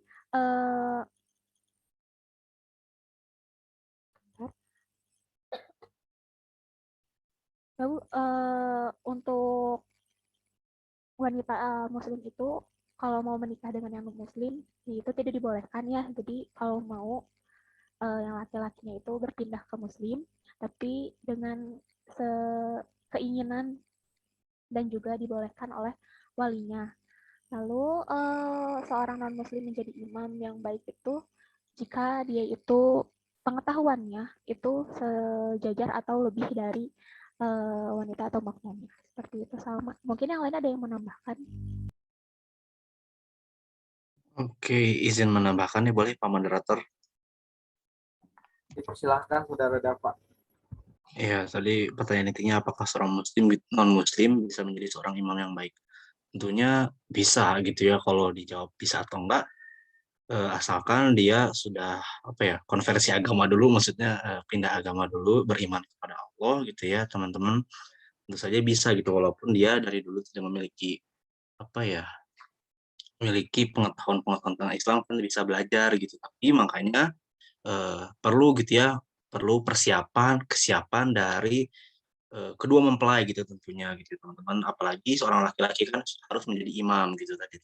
Tadi kan sudah disampaikan juga oleh Jamal, kesiapan mereka itu kan ada kesiapan biologis, kesiapan psikologis, ekonomis, gitu ya. Nah, salah satunya kan ada kesiapan agama gitu teman-teman. Nah, si laki-laki ini teman-teman, kalau pengen menjadi imam gitu ya, menurut saya dia harus belajar banyak gitu teman-teman, belajar banyak tentang agama gitu, khususnya tentang pernikahan ataupun mengurus anak dan lain-lain gitu teman-teman. Karena tadi sudah disampaikan oleh Citra, idealnya itu adalah pengetahuan seorang laki-laki itu setara dengan wanitanya ataupun lebih dari wanitanya gitu teman-teman. Karena kan seorang laki-laki harus menjadi imam gitu teman-teman. Jadi bisa aja asalkan seorang itu mau belajar dan sungguh-sungguh gitu teman-teman, bukan hanya gara-gara ingin menikah dengan satu si A dia ujuk-ujuk pindah. Nah itu kan ya nggak baik juga gitu teman-teman. Jadi alangkah baiknya jika memang gitu ada non muslim yang ingin menikahi seorang wanita muslim, tentu saja yang pertama dia harus berpindah agama dulu ataupun beriman kepada Allah, lalu menikahnya itu secara Islam teman-teman, ijab kabul, lalu tentunya belajar tentang agama Islam gitu teman-teman. Mungkin untuk menjawab dari Salma. Baik, kepada Saudari Salma, apakah sudah terjawab dengan jelas pertanyaannya? Apabila ada sanggahan atau tanggapan, boleh disampaikan. Sudah cukup, sudah sangat jelas. Terima kasih Dafa sama Citra. Oke, baik. Untuk yang terakhir ada pertanyaan dari Saudari Dia Lutfi Basesya. Dipersilakan untuk kelompok penyaji untuk menjawab. Boleh izin Kai untuk menjawab pertanyaan dari dia. Ya, dipersilakan. Di sini kan pertanyaan dari dia dari kelompok 7 itu, salah satu syarat pernikahan yaitu calon suami dan istri adalah beragama Islam serta jelas nama dan orangnya. Bahkan tidak sah jika seorang muslim menikahi non-muslim dengan tata cara ijab qabul Islam. Nah, bagaimana prosedur pernikahan seperti itu agar dianggap sah dari sudut pandang fikih jika tidak dapat menggunakan ijab qabul dalam Islam? Atau apakah artinya pernikahan muslim dengan non-muslim sama sekali tidak diperbolehkan?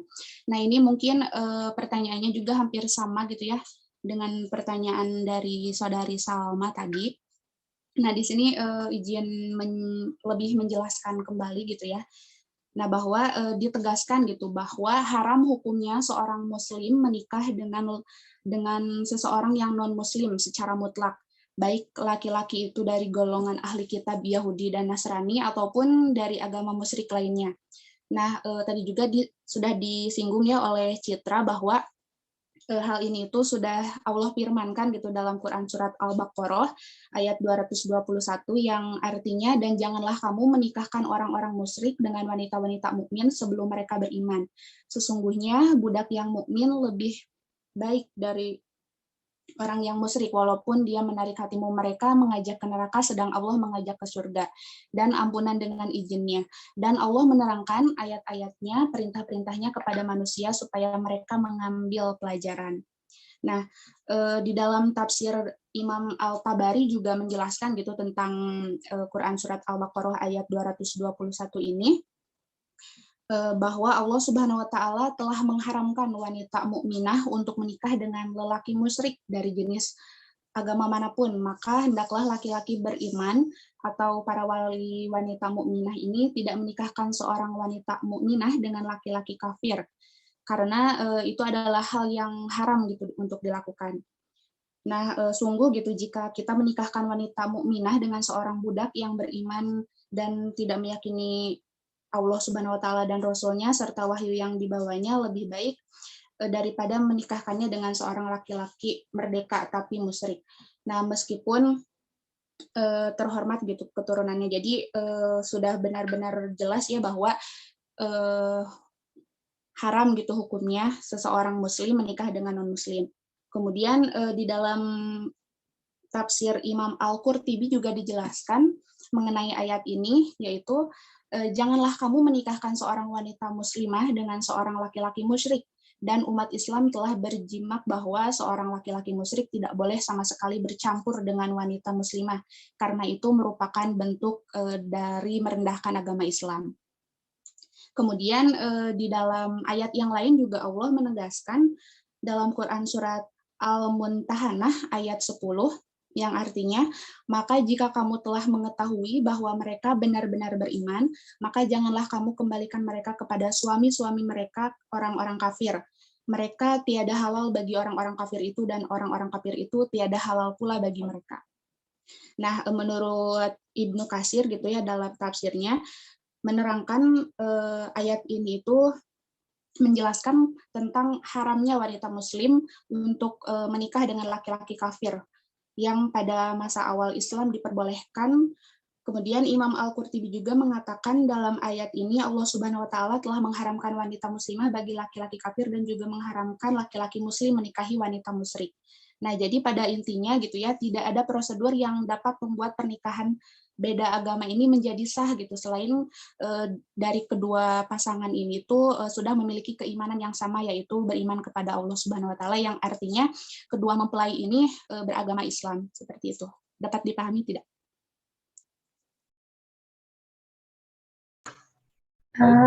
Terima kasih Irma. Sama-sama. Baik, untuk jawabannya berarti sudah jelas ya. Sebelum lanjut ke sesi kedua, saya izin bertanya kepada Pak Toto. Sebelumnya Pak, karena waktunya sudah menunjukkan ke jam 11:34, apakah sesi kedua tanya jawabnya boleh dilanjut Pak?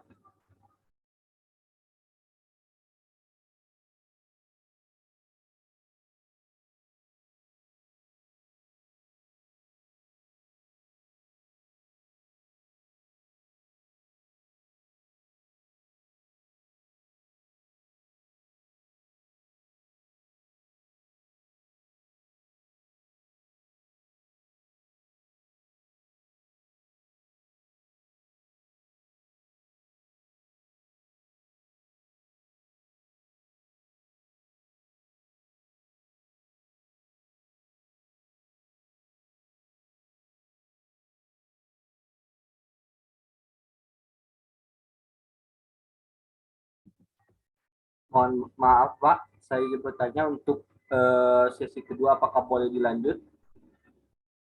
Dikarenakan waktunya sudah menunjukkan ke jam setengah 12.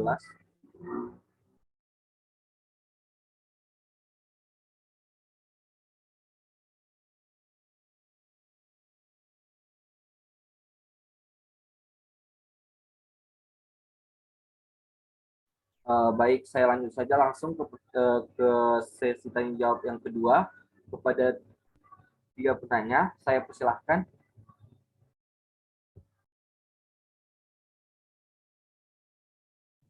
Baik, ini ada pertanyaan melalui kolom chat dari Konita Julwariati dari kelompok 4. Pertanyaannya adalah, apakah menikah dengan wanita yang mandul haram hukumnya? Baik, untuk penanya kedua saya persilahkan kepada Saudari Amelia Nisya Oktaviani. Ya, terima kasih Bapak Moderator. Saya Amelia Nisa Oktaviani dengan NIM 1906047 mewakili kelompok 9 izin bertanya. Apabila seorang anak perempuan yang ingin menikah memiliki orang tua kandung yang sudah bercerai, lalu hubungan antara ayah kandung dan anak perempuan tersebut itu rusak atau tidak akur dan sudah tidak dapat diakurkan, jika ayah kandungnya tidak bersedia menjadi wali nikah, apakah bisa wali nikahnya diganti oleh ayah tirinya atau keluarga yang tidak sedarah seperti kakak ipar atau tiri laki-laki dari anak perempuan tersebut walaupun ayah kandungnya masih hidup? Dan melihat dari kondisi tersebut, apa masih tetap diperlukan juga restu dari ayah kandungnya agar pernikahannya tetap sah? Baik, terima kasih Saudari Amelia atas pertanyaannya. Saya lanjutkan. Mohon untuk mengirim ulang pertanyaannya melalui kolom chat ya. Untuk penanya ketiga saya persilakan kepada Saudari Diana Dwi Julia. Ya, terima kasih moderator. Assalamualaikum warahmatullahi wabarakatuh. Saya Diana Dwi Julia, perwakilan dari kelompok 3. Izin bertanya. Sebelumnya itu kan pernah ada kabar mengenai pernikahan secara online gitu ya. Nah, berdasarkan hal itu tuh, apakah sah gitu jika ijab kabul dilakukan di 2 tempat yang berbeda dan hanya dipersatukan melalui aplikasi video gitu, panggilan video, di mana dalam pernikahan itu kan terdapat rukun akad ya. Salah satunya adalah ijab kabul yang diucapkan wali dari mempelai wanita dan dijawab oleh mempelai laki-laki. Nah, sebelumnya juga terdapat pernyataan dalam artikel gitu bahwa syarat lainnya itu ijab kabul harus dilakukan dalam satu ruangan. Nah, berdasarkan pernyataan itu tuh, apakah satu ruangan yang dimaksud tuh harus benar-benar dalam satu ruangan yang sama atau bisa berbeda tempat gitu, tapi dalam satu kondisi yang sama, misal melakukan panggilan video tadi. Baik, terima kasih Saudari Diana. Mohon untuk mengirimkan ulang pertanyaannya melalui kolom chat ya. Pada kelompok penyaji, apakah sudah bisa menjawab pertanyaan dari 3 penanya? Apakah masih membutuhkan waktu? Iya Kai, mau coba jawab yang tadi Amel.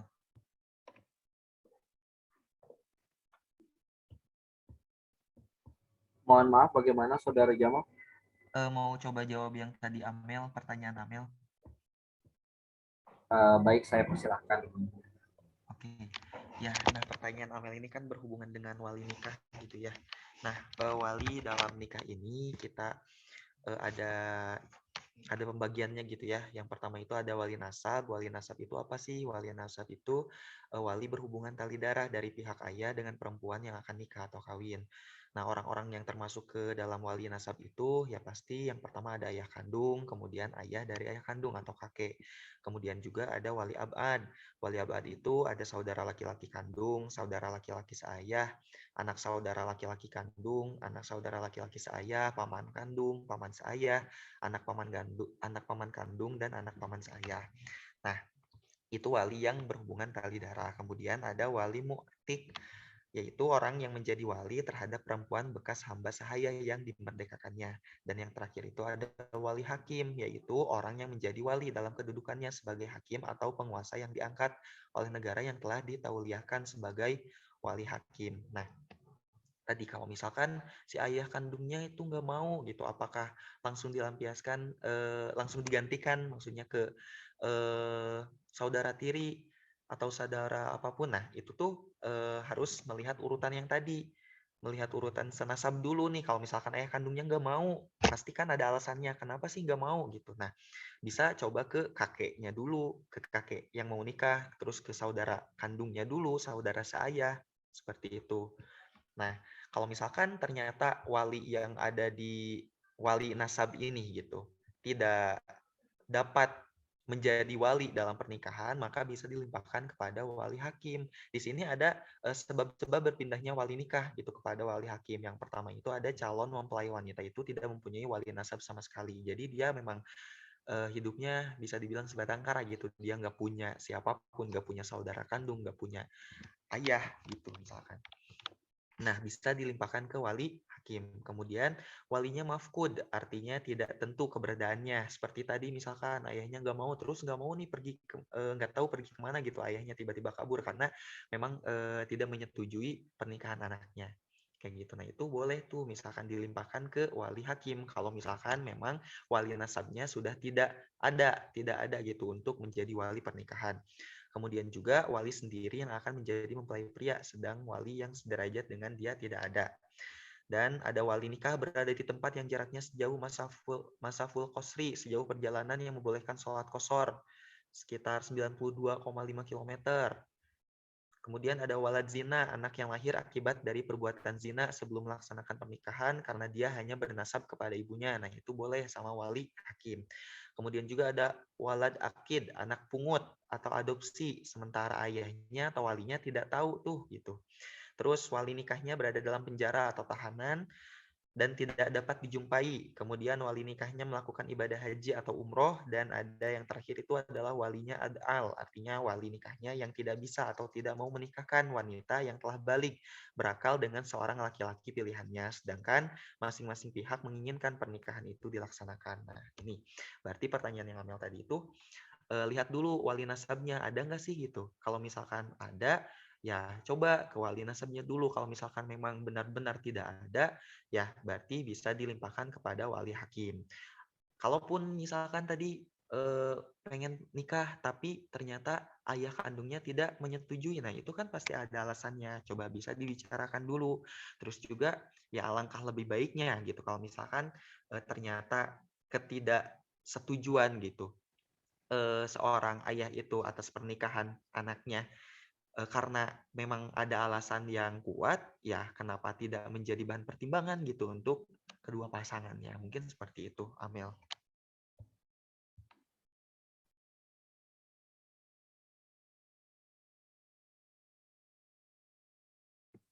Baik, terima kasih saudara Jamal. Untuk saudari Amelia, bagaimana jawaban untuk mengenai pertanyaannya? Apakah ada sanggahan atau jawaban? Sanggahan atau tanggapan? Silakan. Sudah cukup jelas, terima kasih Jamal sudah menjawab pertanyaan saya. Baik, terima kasih juga kepada saudari Amelia. Untuk pertanyaan selanjutnya disilahkan kepada kelompok penyaji. Ya, baik. Saya mau menjawab pertanyaannya dari Konita. Baik, dipersilahkan saudari Pramesti.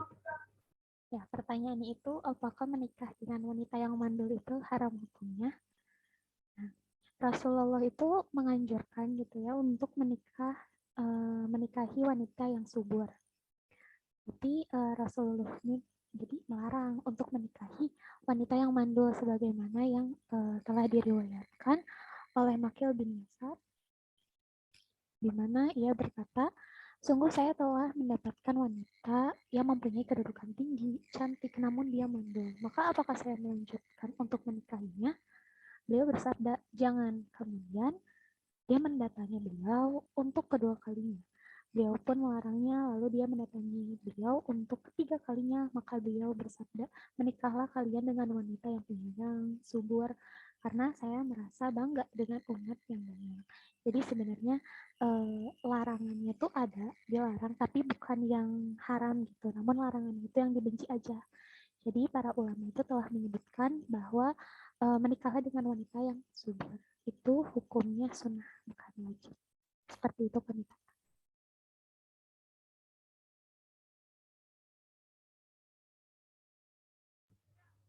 Baik, untuk jawaban dari Profesor Citra, apakah dapat diterima sudah jelas atau ada sanggahan untuk tanggapan? Silakan.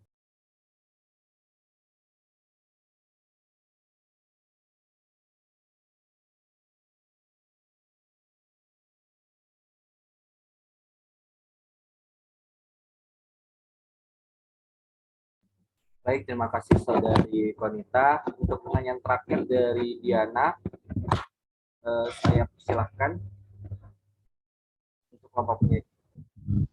Oke, Kak, izin menjawab pertanyaan dari Diana. Ya, silahkan.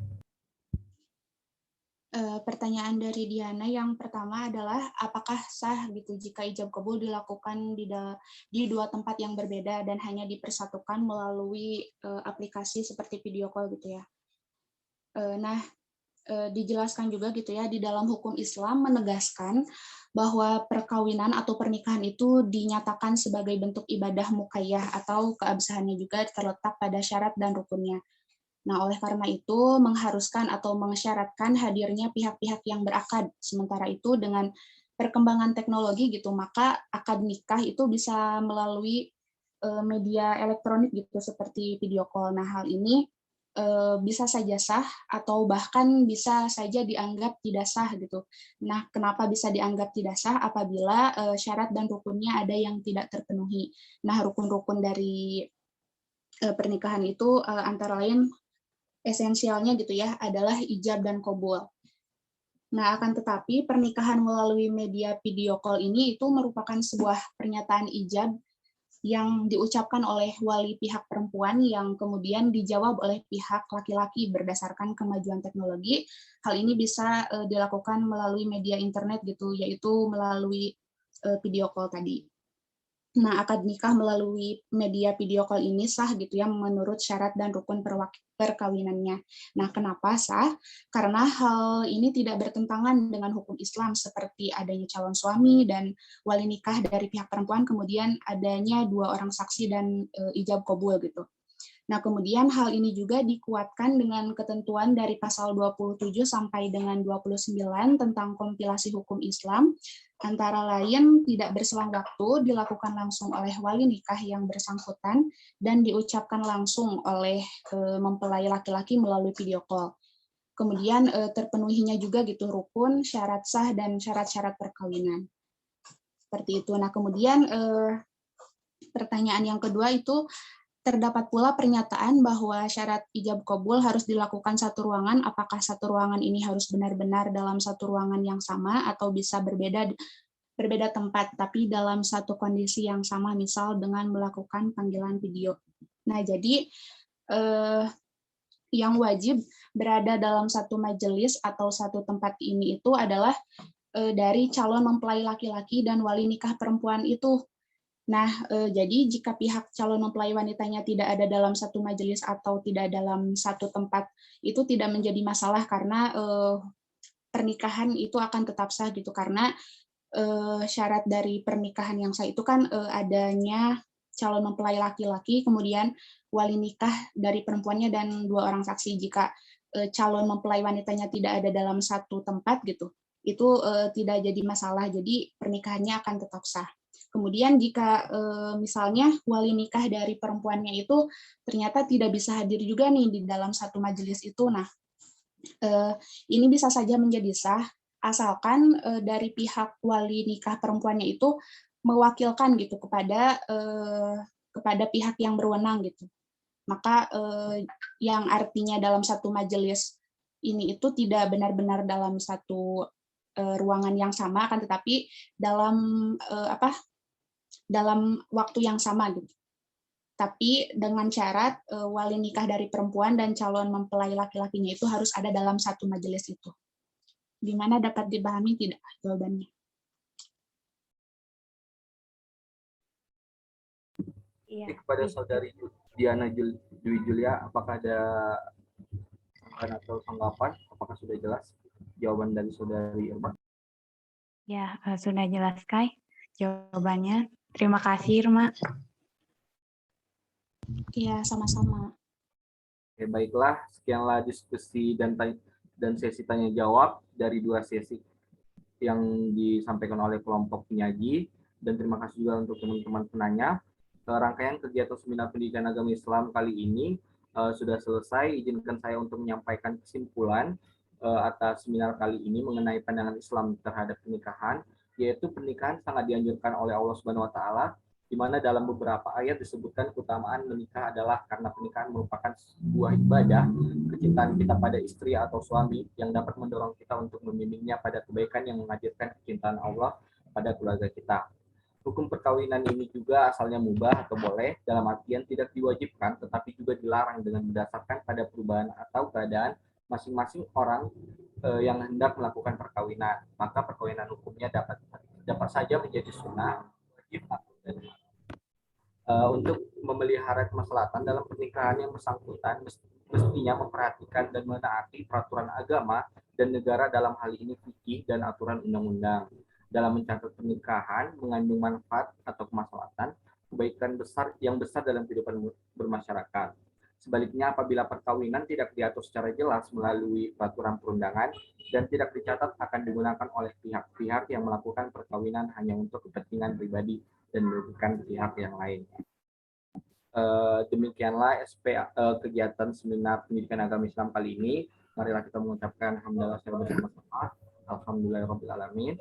Terima kasih atas perhatian dan kerjasamanya dari kelompok penyaji dan rekan-rekan sekalian. Saya selaku moderator memohon maaf apabila ada kekurangan. Semoga ilmu yang kita dapat kali ini berguna dan dapat kita manfaatkan di masa yang akan datang.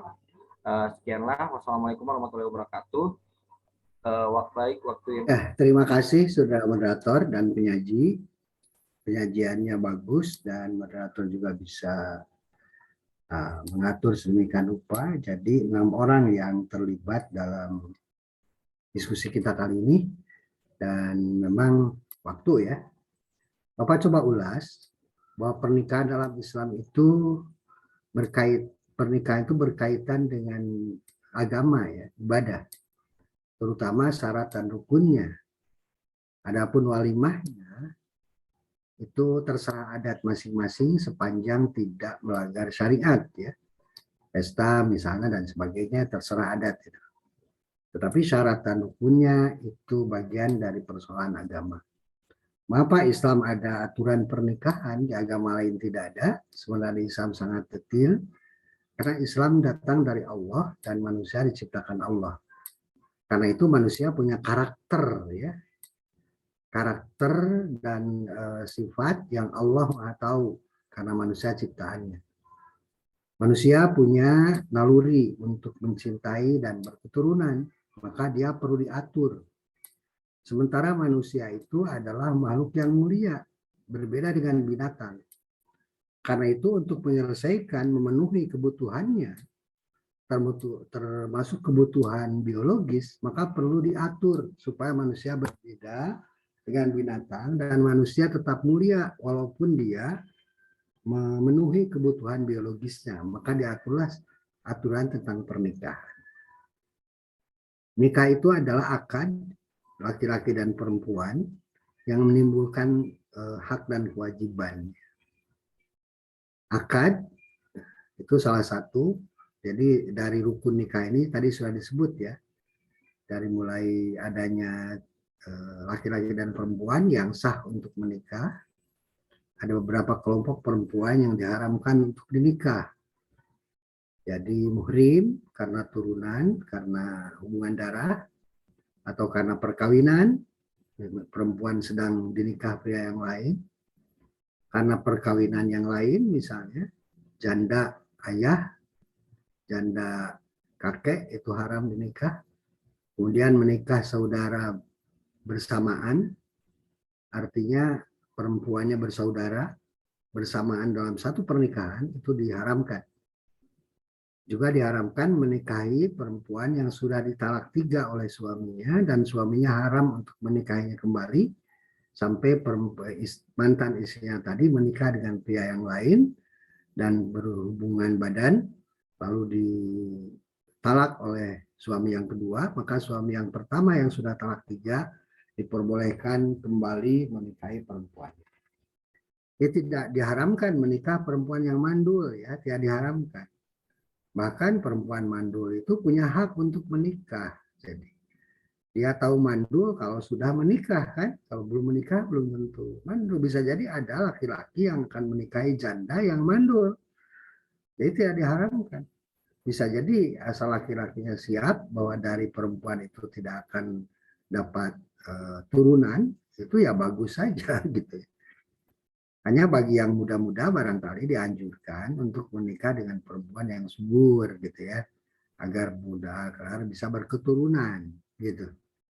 Lalu kemudian apakah boleh dibatasi keturunan itu? Tentu boleh ya. Kalau kita lihat Quran, jadi menikah menyusui itu 2 tahun sempurna. Dia punya adik lagi barangkali kakaknya sudah minimal 3 tahun gitu.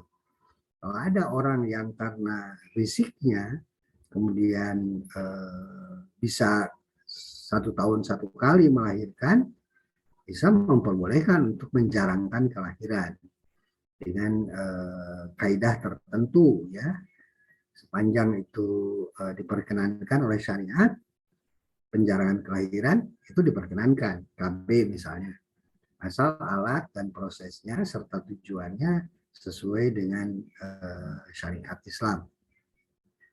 Kemudian ada wali tadi, wali kalau ayahnya tidak mau menikahkan gimana? Cari wali yang lain, kakeknya, buahnya, pamannya, saudaranya. Kalau tidak ada, diwalikan oleh hakim yang diangkat untuk menjadi wali bagi perempuan itu. Jadi selalu ada jalan keluar ya, selalu ada jalan keluar.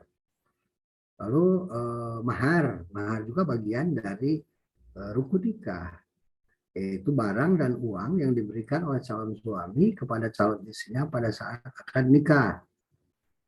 Diajarkan oleh Islam, mahar itu dalam bentuk barang. Walau min khotabi hadidin, kata Nabi, walaupun satu cincin emas, cincin besi gitu ya. Jadi sebetulnya mahar dengan Al-Quran, perangkat alat sholat, itu sebenarnya tidak disyariatkan. Gitu. Sebab apa? Sebab mahar itu akan menjadi milik istri. Ketika suami menceraikannya dan belum terjadi hubungan badan, maka mas kawin dikembalikan kepada mantan suaminya setengahnya. Kalau terjadi perceraian, sudah terjadi hubungan badan, walaupun sebentar, beberapa hari misalnya, atau bulan misalnya, maka mas kawin menjadi milik istrinya. Ketika terus-terus mereka berkeluarga, yang mas kawin itu menjadi bukan harta gonogini, tapi harta milik istrinya yang akan jatuh kepada ahli waris istrinya. Jadi itu begitu panjang persoalan mahar ini. Karena itu mahar sebaiknya dengan emas atau duit ya. Kalau Quran dan seperangkat sholat dibawa saja, itu bawaan bawaan pernikahan, jangan dijadikan mas kawin. Sebab ketika tadi perceraian qobla dukhul, sebelum hubungan badan, masa Quran dibagi 2, masa mukena digunting jadi 2, kan tidak begitu ya. Jadi itu baru saja belum lama ya tradisi mas kawin dengan Quran dan seperangkat alat sholat itu. Asalnya sebetulnya dengan barang yang berharga dan mestinya dengan barang yang berharga. Ada pranikah dalam Islam tadi apa namanya kemudian saksi itu yang mengesahkan menyaksikan sahnya pernikahan. Nah, itu pilih saksi yang ngerti syariat pernikahan. Saya petugas pencatat nikah dari KUA itu hanya mencatatkan. Dia akan merujuk pada saksi. Makanya nasukananya kalau sudah ijab kabul. Sah nggak saksi? Kata saksi sah. Sah. Dia tulis. Kalau belum diulangi lagi. Misalnya ijab kabulnya dia diulangi gitu. Jadi saksi itu harus ngerti. Jangan saksi ditanya terus nggak ngerti gitu. Gimana saksi sah? Nggak tahu ya. Nah ini bahaya tentu. Nah, saudara-saudara, ada pranikah, ada proses. Pranikah disebut hitbah. Ya. Hitbah itu memilah calon pasangan, mempertimbangkan sampai melalui pengenalan mendalam, kemudian melangkah ke jenjang perkawinan, atau tidak. Bisa jadi memang setelah hitbah itu putus. Karena misalnya setelah didekati lebih jauh, ke orang tuanya dan sebagainya, oh ternyata dia tidak cocok buat saya. Jadi jangan dipaksakan. Karena itu hitbah itu tidak selalu mengarah ke pernikahan. Kalau hasil pertimbangan selama hitbah itu ternyata cocok, ya teruskan ke jenjang perkawinan. Kalau tidak cocok, ya putus. Karena tidak ada alasan bagi seorang muslimah, kalau dia putus dari calon pasangannya, pacarnya, kemudian menangisinya, nggak usah. Karena barangkali tidak cocok, yang terbaik adalah pisah sebelum menikah, ya putus gitu ya. Jadi nggak usah dipaksa, nggak usah ditangisi gitu ya. Kalau misalnya Pak dia memutuskan tidak jadi, nggak apa-apa, barangkali dia tidak cocok dengan kamu gitu, jangan tangisi. Gitu. Soalnya dia juga berkhianat, saya yang memutuskan, ya bagus saja itu yang terbaik kan, putus daripada nanti cerai setelah menikah, lebih baik putus sebelum menikah. Ijab kabul, ya. Ijab kabul itu ya ijab dari wali, kabul dari pengantin laki-laki. Ya. Disyaratkan itu antara ijab dan kabul nyambung, tidak ada jeda ya. Kalau si wali sudah mengatakan kontan, segera disambut, terima nikah saya. Tidak boleh ada kata-kata sebelum itu yang menyela, tidak boleh ada waktu yang lama untuk yang memisahkan antara ijab dan kabul ya. Nah, kemudian ada pertanyaan nikah beda agama itu diharamkan ya, diharamkan. Dan tidak mungkin sekarang beda agama menikah kecuali si prianya memang menikah atau wanitanya masuk Islam dulu lalu kemudian menikah, itu baru sah. Kalau perempuan misalnya lebih baik mencari yang muslim saja ya. Yang non-muslim walaupun masuk Islam dulu, itu belum tentu dia ngerti banyak tentang Islam. Kecuali kalau kamu bisa mau membimbingnya. Tapi kalau sudah diikat perkawinan, biasanya akan susah perempuan membimbing suaminya. Ya. Tapi kalau suami memungkinkan, dia non-muslimah, non-muslim, istri, calon istrinya, lalu masuk Islam, lalu dinikahi, itu dibimbing menjadi muslimah, istri yang baik, itu masih mungkin. Dan jangan lupa banyak cara sekarang orang-orang non-muslim untuk memurtadkan lewat pernikahan, ya hati-hati, banyak terjadi ya. Muslim dulu pura-pura, kemudian setelah menikah dia kembali menjadi Kristen. Kalau kamu terjerat oleh perkawinan, nah ini diperhitungkan sedemikian rupa. Child free, ya tidak mau punya anak, itu budaya Jepang dan budaya Islam. Budaya Jepang tuh Katolik ya, mereka para pekerja keras. Dia punya agama, punya anak itu bisa jadi beban bagi mereka. Jangan kita ikuti. Jangan kita ikuti. Umat Islam itu harus berketurunan. Kecuali karena mandul dan sebagainya. Dalam kondisi normal itu kecuali kesehatan barangkali ya dia dianjurkan untuk punya keturunan. Karena child free itu bukan budaya Islam. Sebaiknya kamu tidak lakukan. Kalau misalnya saya mau berketurunan tapi terbatas 3 orang anak, itu bisa. Silakan, masih Islami itu. Dengan cara keluarga berencana dan sebagainya.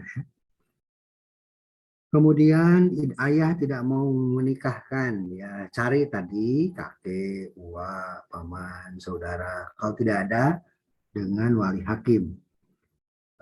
Kemudian apa tadi pertanyaan?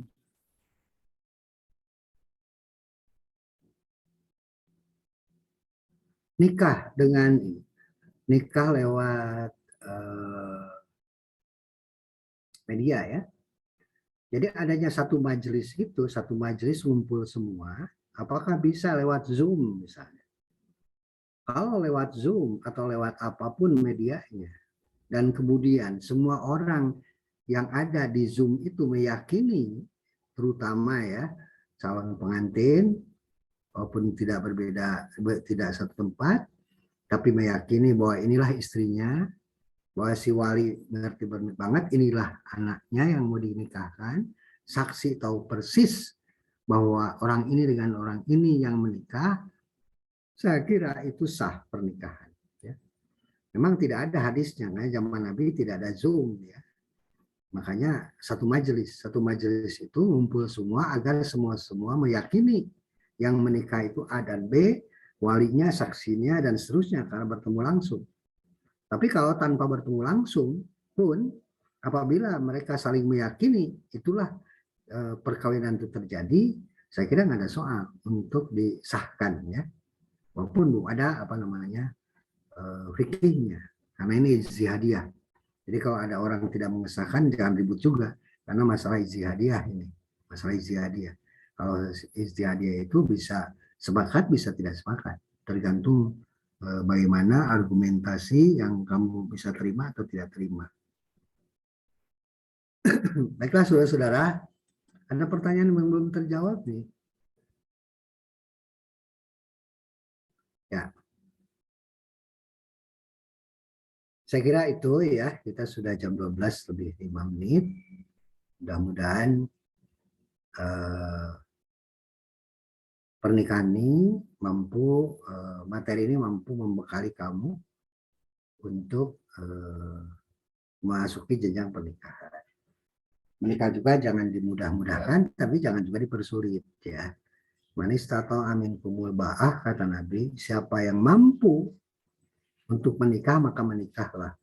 Istitoah itu kita jabarkan, kemampuan itu ada kemampuan kematangan fisik, kematangan mental, kematangan sosial. Mental mengapa harus matang secara mental? Karena menikah itu merubah status ya. Jadi banyak orang kaget ketika menikah, ternyata dia jadi suami sekarang, bukan lagi orang bujangan. Nah, kemudian punya anak, mental menjadi orang tua siap. Nah, kemudian sosial, mengapa perlu kematangan sosial? Karena menyatukan dua keluarga, keluarga suami, keluarga istri. Banyak sekali hambatan ketika kita tidak terampil secara sosial, gitu ya. Jadi berhubungan, komunikasi, interaksi dengan mertua masing-masing, nah, itu juga persoalan. Karena itu harus matang secara sosial. Terus kematangan ekonomi, jangan lupa bahwa pernikahan itu perlu dukungan ekonomi. 90% lebih perceraian di Indonesia disebabkan karena ekonomi. Walaupun asalnya saling mencintai. Setelah menikah itu muncul persoalan-persoalan ekonomi. Nah itu paling tidak saran Bapak adalah seorang laki-laki mau menikah itu paling tidak ada pekerjaan tetap. Walaupun gajinya kecil. Besar gaji itu tinggal manajemen.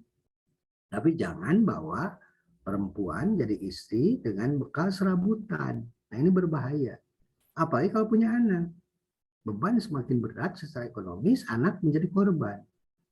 Karena itu kita tidak menyarankan untuk menikah dini atau menikah sebelum dia punya. Karena itu dalam hadis Nabi disebutkan kalau tidak mampu maka puasa. Artinya mampu secara fisik saja puasa gitu. Dan bergaul dengan baik. Tidak mendekati pada perzinahan. Puasa itu artinya bahwa ada orang yang belum mampu menikah karena persoalan tadi, fisiknya masih siap tapi ekonomi tidak siap. Karena demikian juga pernikahan dini tidak dianjurkan dengan alasan kesehatan. Di Indonesia itu 1921 ya. 19 ya perempuan, 21 bagi laki-laki. Di harapan itu sudah siap secara mental maupun fisik. Tapi fisiknya tidak cukup gitu. Tidak cukup. Jadi persiapan ekonomi itu perlu, bukan kaya dulu, bukan mapan dulu, tetapi ada bahan yang diolah gitu, penghasilan. Sebab nanti lapar itu tidak bisa digantikan dengan cinta, tetap saja harus makan gitu ya. Berbekal cinta saja tidak cukup gitu. Itu harus diperhitungkan, diskusi. Kalau kamu punya calon, diskusi kapan siapnya gitu. Jaga komunikasi interaksi supaya tidak jatuh pada perzinahan. Yang terakhir ya kematangan agama. Karena agama bukan hanya dia bisa sholat, tapi juga tingkat keberagamaannya gitu. Komitmennya terhadap agama seberapa jauh. Sebab agama itu yang akan memperkuat perkawinan ini.